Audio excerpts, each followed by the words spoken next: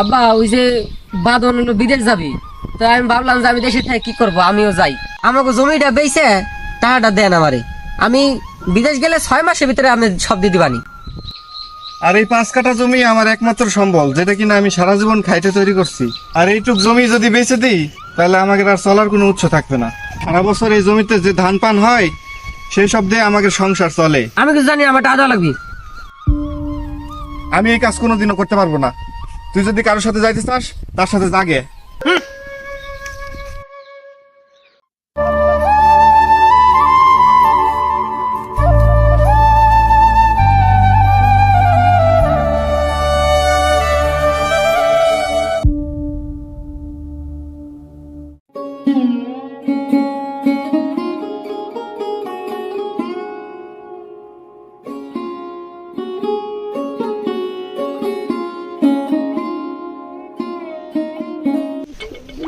কিরে, কি অবস্থা? একা একা বসে আছোস? এই তো আছি, মন মেজাজ খারাপ। তোর কি অবস্থা?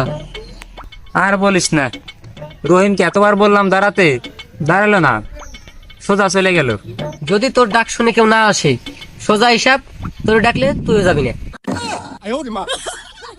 ডাক শুনবি না ভালো কথা, একটু দাঁড়াইতি, তাও দাঁড়াইলো না, সোজা চলে গেল। আরে টিকটকে যা শুরু হয়েছে ইদানিং, মেয়েদের নাচ গান লজ্জা শরম কিচ্ছু নাই। ঠিকই বলছিস, আগে ধনীরা টাকা পয়সা দিয়ে গরিব মানুষের মেয়েদের নাচ দেখতো, আর এখন ওই ধনী মানুষের মেয়েরা মনে করে নাইসে টাইসে টিকটকে সাইরা ওর বাপ দাদাদের ঋণ পরিশোধ করে। তুই কিন্তু ঠিক বলছিস। আচ্ছা বন্ধু, শুনলাম তুই নাকি বিদেশ চলে যাবি, তো কবে যাবি আমাকে সাইডে? কাজটা কি করা কি ঠিক হবে তোর? সমাজে কোনো সম্মান নাই, নিজে প্রতিষ্ঠিত না হওয়া পারলে সমাজে কোনো দামই নাই। আমরা কি করবো দেশে বসে থেকে? আর ভাই বলিস না, দেশের যে অবস্থা, কি করবো দেশে থেকে বল, বিদেশ না গেলে? যাবি ঠিক আছে, কয়েক বছর পর যা। আরো কি মনে চায় দেশ ছেড়ে বিদেশ যাইতে? গরিব মানুষ নুন আনতে পান্তা পুরায়, আর শিক্ষিত বেকার যুবকের ঘরে বউ আনতে যৌবন পুরায়। তুই ঠিক বলছিস, কিন্তু তুই চলে গেলে তো একা একা লাগবে রে। তাহলে এক কাজ কর, তুই আমার সাথে চল, গেলে হবে নাকি দুজন একসাথে কাজ করলাম, ফ্রি টাইমে ঘুরে বেড়ালাম, গ্রামে টাকা পয়সা ফ্যামিলিতে দিলাম, সমস্যা নাই, টাকা পয়সা হইলো আবার ঘোরাফেরা হইলো, দুইটাই হবে না। না বন্ধু, আমার তো বিদেশ যাওয়া হবে না। আমাদের মাত্র 5 কাঠা জমি আছে, ওই জমিতে যা ফসল হয় ওই দিয়ে সারা বছর চলা লাগে। আসলে আমি যদি ওইটুক জমি বিক্রি করে চলে যাই, আমার পরিবার তো না খায় মরবে বন্ধু। আর এখন দেশের যে পরিস্থিতি, বসে থাকলে কাজ হবে না, করলে কিছু একটা তাড়াতাড়ি করতে হবে, নাহলে পরে আর এইসব সিদ্ধান্ত নিলে কিন্তু হবে না। বয়সও ঘাটি পড়ে যাবে, কাজের কোনো সন্ধান পাবো না, আর বিয়ে শাদীর কথা তো বাদই দিলাম। তুই কিছু টাকা গুছা, আর ওই পাড়ার ওই যে আকাশ কাকা আছে, উনি সুদি টাকা লাগায়, ওনার কাছে তা কয়ে মিলে 2-3 লাখ টাকা না যাবে, পরে বিদেশ যায় তুই দিয়ে দিলি, সমস্যা কি? কথা তো খারাপ কষ্ট নাই, কিন্তু তুই তো জানোসই যে আমার পরিবার তো এত টাকা দিতে পারবে না। বাপের বাজারের উপরে কত বড় দোকান, ওইটাও বেঁচে দিলাম, মার গয়না ছিল বিয়ের গয়না, তাও বেঁচে দিলাম। কি করবো এখন, স্বপ্ন পূরণ তো করা লাগবে, দেশে বসে লাভ নাই ভাই। আর শোন, তুই কিছু টাকা গুছা, আর ওই পাড়ার ওই যে আকাশ কাকা আছে, উনি সুদি টাকা লাগায়, ওনার কাছে তা কয়ে মিলে 2-3 লাখ টাকা না যাবে, পরে বিদেশ যায় তুই দিয়ে দিলি, সমস্যা কি? বন্ধু, আমরা আকাশ কাকার কাছে দেখা করে আসি, যদি কোনো টাকা পয়সার ব্যবস্থা হয় তাহলে আমরা যাবানি, তাছাড়া তো কোনো পথ নেই আমাদের।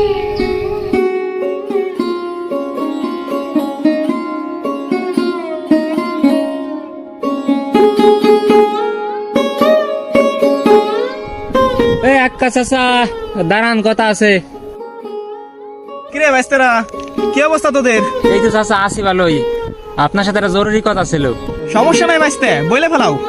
কাকা, কথাটা হইলো আমাকে 2 লাখ টাকা লাগবে।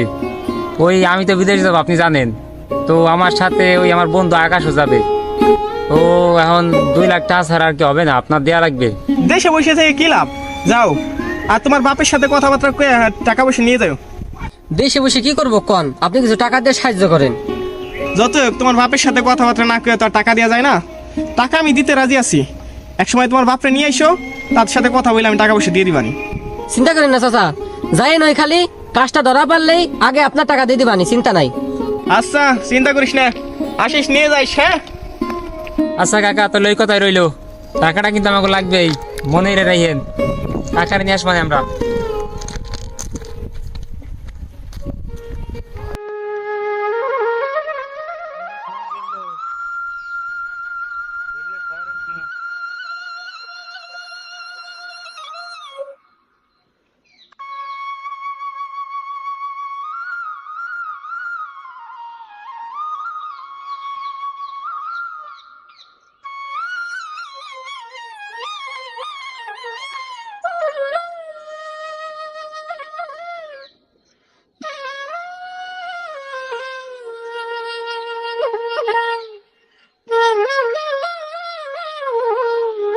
আব্বা একটা কথা ছিল।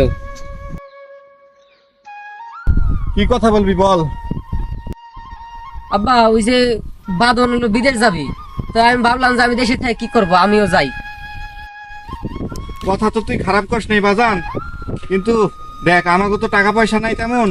যদি টাকা আনাই লাগে তাহলে সুদে আনতে হবে, আর সুদের টাকা আনলে অনেক গুণা হবে রে।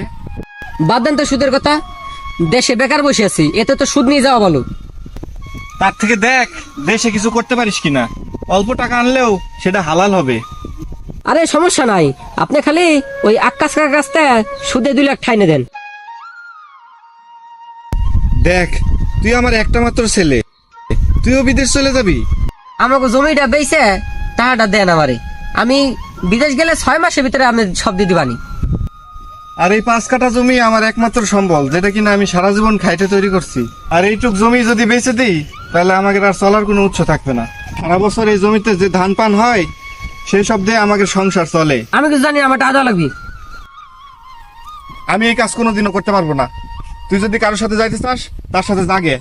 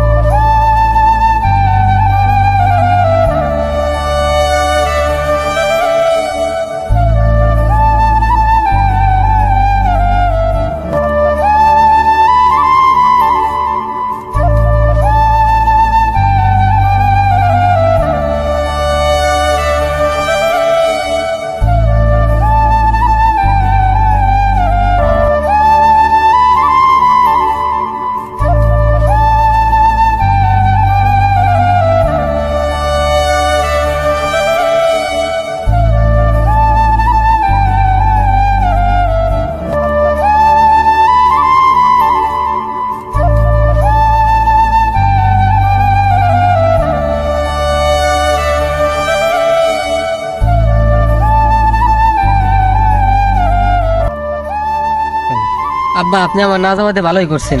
বাদন ওই যে ওই দেশে অবৈধভাবে যাবার যায় ধরা খাইছে। হ্যাঁ, খবরের পত্রিকা তো পড়লাম, দেখলাম দেশের থেকে নাকি 20 জন গেছিল অবৈধভাবে, ধরা পড়ছে, একেবারে কাস্টমের লোকজন ধরছে। যা করছস ভালোই করছস। এখন বাড়ি থেকে ক্ষেত খামার যা আছে তাই দেখ, আর পারলে একটু ব্যবসা বাণিজ্যের দিকে আগা। এখন বিদেশ যাওয়ার দরকার নেই। আচ্ছা আব্বা ঠিক আছে।